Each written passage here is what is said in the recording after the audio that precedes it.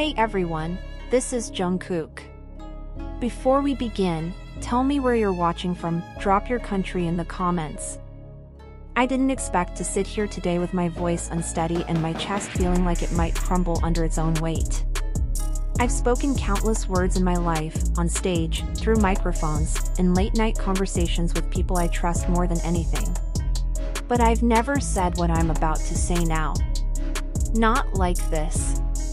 Not with this much truth pressing against my ribs. Maybe I thought that if I just kept going, kept performing, kept smiling, kept showing up, I'd never have to stop and face the thing I've been running from. But I've reached an edge, and this time it isn't the end of a song or a final dance step. It's something deeper, something that doesn't let me hide anymore. Have you ever looked at someone and realized you might be part of the reason they're cracking, but also part of the reason they've held on this long? I didn't want to say goodbye, not to this version of myself, not to the way Jungkook used to look at me like I was the only safe place in the entire world. But life has a strange way of whispering truths you don't want to hear until the whisper becomes a scream. It gets so loud it drowns out the music, the crowds, even the excuses you've been feeding yourself for years. Right now, I'm standing between who I used to be and who I'm trying to become. Between the hand I used to hold and the one I'm afraid of losing forever. Maybe this sounds like a story about friendship or love or fame, but the truth is simpler, it's about fear. The kind that doesn't make you run. The kind that freezes you. The kind that forces you to see parts of yourself you've spent years avoiding. When Jungkook looked at me and said, "I'm scared of losing you," something inside me folded in on itself. Not because I didn't feel the same, I did, painfully so, but because I realized he'd been carrying that fear alone. Quietly. Gently. Like he always does. He's a master at pretending he's okay even when he's falling apart. The world sees the smile and the strength. But I've seen the moments when the bravado slips.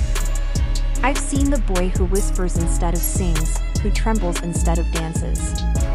And hearing him admit that fear, it wasn't just vulnerability. It was a mirror. It forced me to ask myself, what have I been running from? Being loved too deeply? Or not being enough? I always thought of myself as the one who notices everything. The one who hugs just a little longer, who texts late at night to check in, who watches for the small cracks others miss. But with Jungkook, it was different. He never asked to be rescued. He only wanted to be seen.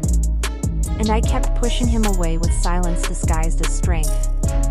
I failed him every time I said I'm fine when I was anything but.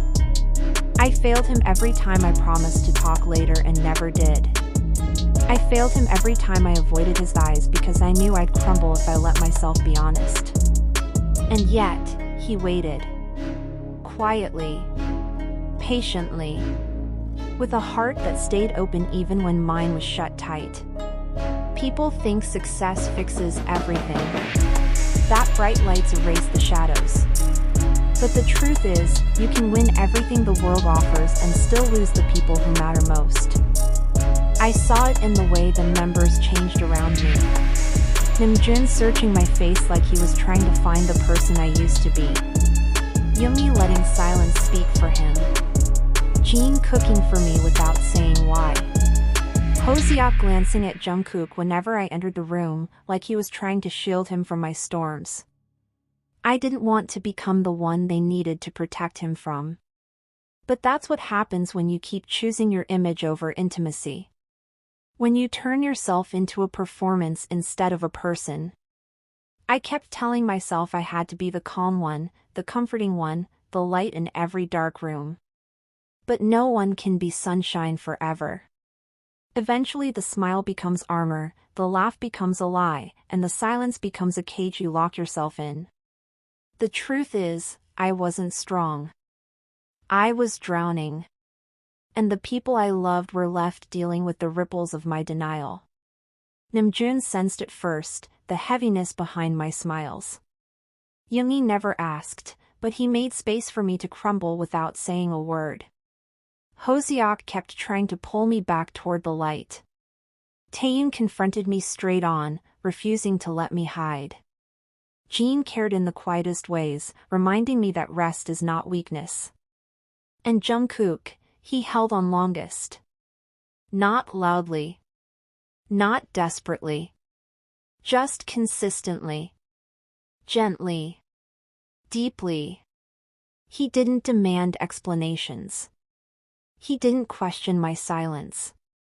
He simply waited, hoping that one day I'd choose honesty over fear. But fear is loud.